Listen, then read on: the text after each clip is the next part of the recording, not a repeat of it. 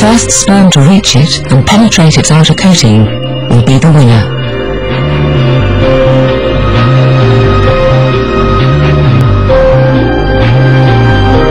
Once inside the egg, the head of the sperm, containing the DNA from the father, and the nucleus of the egg, containing the mother's DNA, are brought together by tiny fibres called centrosomes.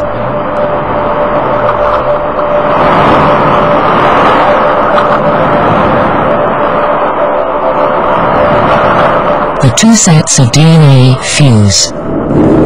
Conception has occurred. This is the first cell of what will become a new human life.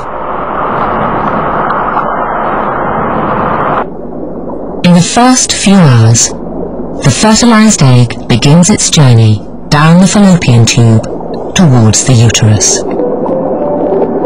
One day later, it is divided for the first time.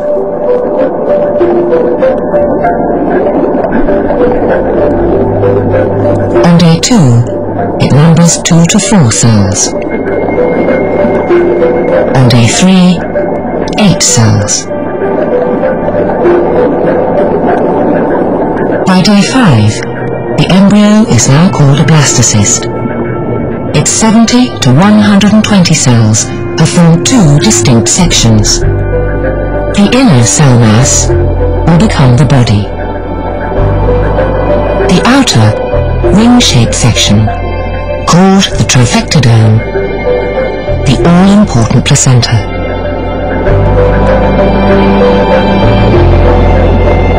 At around day 6, the blastocyst finally hatches through the eggshell and attaches to the lining of the uterus. It begins to burrow. Here it will remain for the next 39 weeks, growing from blastocyst to embryo, from embryo to fetus, and from fetus to fully grown baby.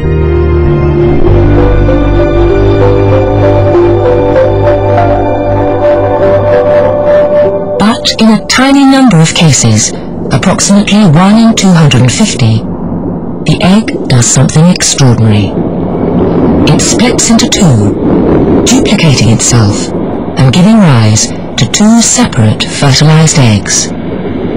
Separate, but identical.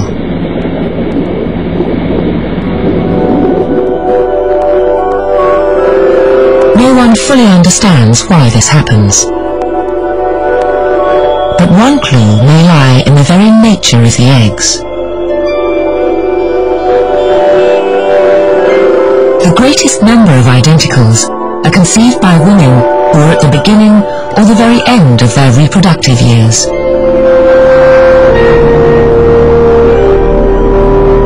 Some scientists believe that in older women the eggs are weaker and more vulnerable to splitting.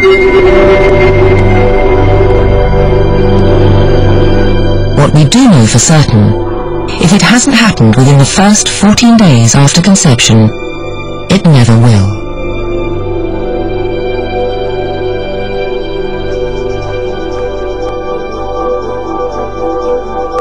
Identicals share one of the closest human relationships biologically. They are likely to grow up looking and sounding extremely similar. Yet they're not a 100% match. A small number of genes in the mother's egg sit outside the nucleus. Known as mitochondrial DNA, these genes can mutate after the egg has split, subtly modifying the way that each embryo grows. Small differences in height, build, and even personality will become more and more apparent as the twins grow up and reach maturity.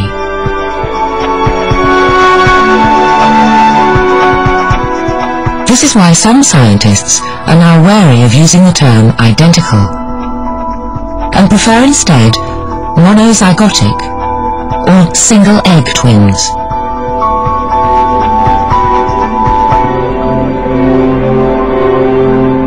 Identical twins are almost always the same sex.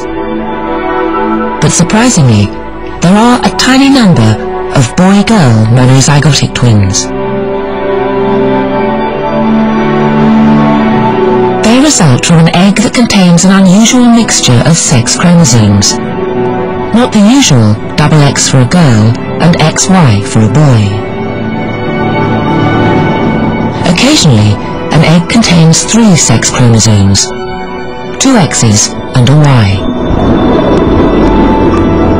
But if the egg divides to produce monozygotic twins, a chromosome may be lost in the process, leaving one embryo with a girl's XX combination and her monozygotic twin as an XY boy.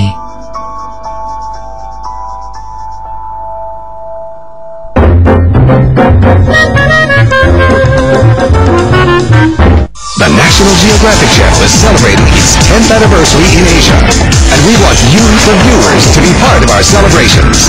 Simply log on to ngcasia.com/top30 and vote for your favorite documentaries. We'll tally up the results, then tune in June to watch as we count down the top